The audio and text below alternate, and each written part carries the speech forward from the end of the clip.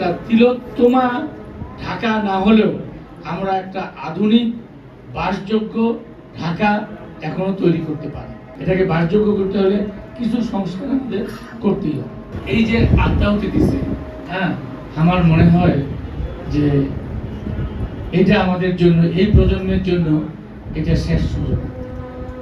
আমরা যদি তাদের এই রক্তের প্রতিদান না দেই, আমরা এখনো যদি শুধু আমাদের পকেট কিভাবে ভরবে বা আমি কিভাবে ব্যক্তিগতভাবে একটা সুযোগ সুবিধা পাবো এই চিন্তায় থাকি, তাহলে কিন্তু আসলে আমাদের আর ভবিষ্যৎ বলে কিছু থাকবে কিনা আমি জানি।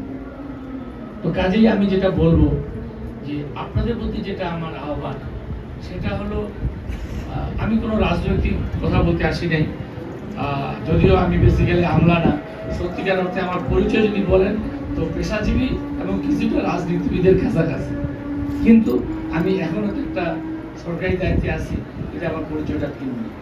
কিন্তু আমি মনে করি যে অবশ্যই এখনো সময় আছে, আমরা শুরু করতে পারি এবং একটা তিলোত্তমা ঢাকা না হলেও আমরা একটা আধুনিক বাসযোগ্য ঢাকা এখনো তৈরি করতে পারি।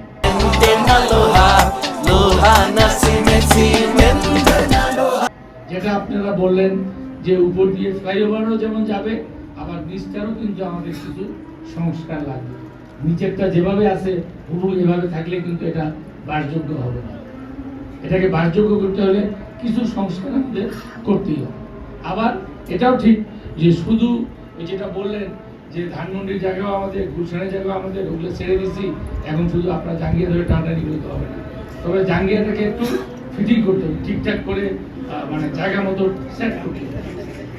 জায়গা মতো সেট করতে আপনাদের আপনাদের ওইটাকে একটু সেট করতে হবে। ওইটা দিয়ে যদি কিছু উল্টা জায়গা আমি বেশি বলতে চাই না, তো কাজেই সেটাকে আমাদের সেট করতে হবে। তার মানে কি?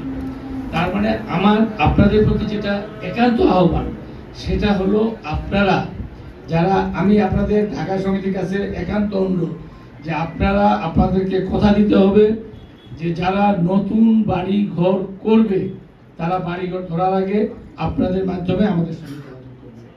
তাদের কি সুবিধা অসুবিধা সেটা অবশ্যই আমরা দেখব। আমাদেরও এই যে ট্যাব আমরা করছি, এটাকে পরিবর্তন করারও সিস্টেম আছে, এটাকে কিভাবে কি করা যায়, এটা একেবারে কিন্তু বললাম না যেটা কোনো একদম বেদ বাক্য না, যেটা কোনো